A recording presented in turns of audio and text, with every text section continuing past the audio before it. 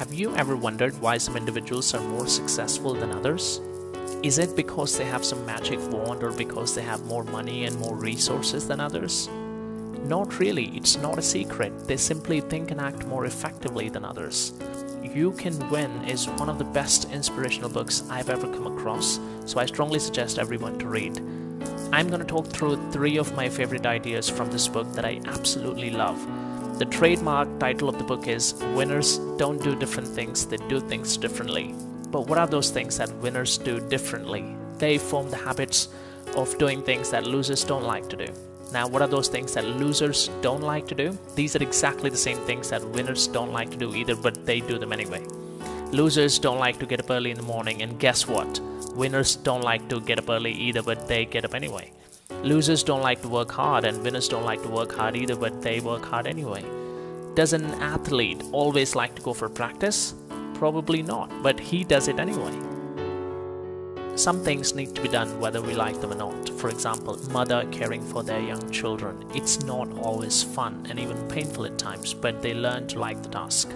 And when we do that, the impossible becomes possible. So the first favorite idea is learn to like the things that are necessary and then the things that are possible by doing them anyway, and suddenly you will be doing the impossible. A lot of books will tell you what to do. The author takes a different approach here, and that is, why don't you? I believe most people already know what to do. If you ask people on the street, they'll give you all the right answers, but ask them if they're doing it. Probably not.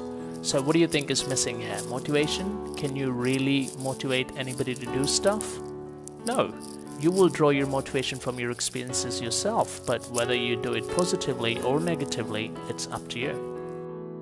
I'm reminded of a story of 2 brothers. One was a drug addict and a drunkard who frequently beat up his family, and the other was a very successful businessman who was respected in society and had a wonderful family. Now, how could 2 brothers raised by the same parents, brought up in the same environment, be so different?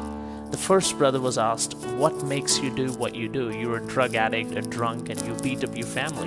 Where do you get your motivation from? He said, my father. He was then asked, what about your father? He said, my father was a drug addict, a drunk, and he beat his family. What do you expect me to be? This is what I am.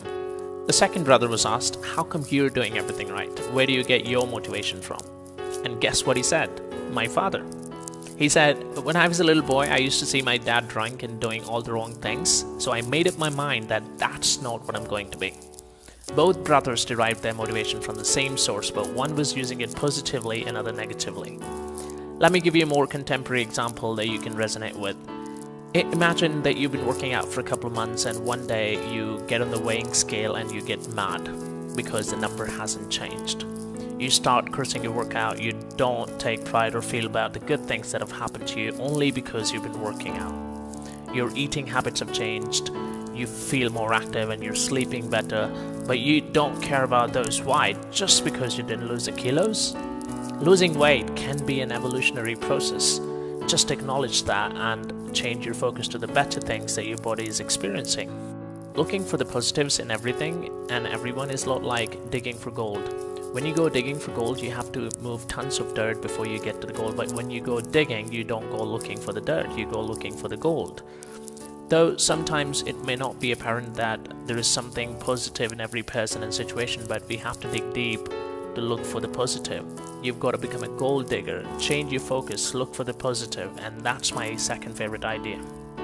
If you ask most people what is their one major objective in life, they'll give you some vague answer such as, I want to be successful, I want to be happy, I want to be rich, make a good living, and that's it.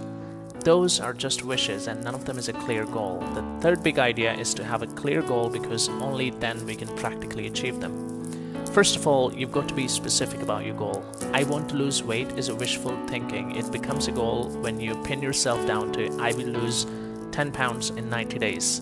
Your goal must be measurable, which means it should be quantifiable. I want to be happy. Is it a goal? No, because happiness is a state of mind. Can we convert it into a measurable goal? Yes. How?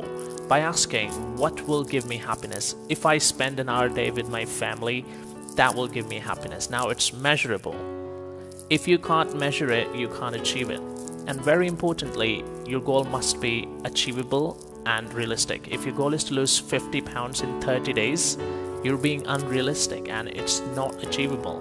And lastly, it needs to be time bound. It's important to set a starting date and a finishing date to reach your goal. In short, your goals must be smart. I can tell you, man, smart goals are easier to achieve. And those were my 3 favorite ideas from this book. If you like this video, give it a thumbs up, and if you're new to the channel, then please subscribe.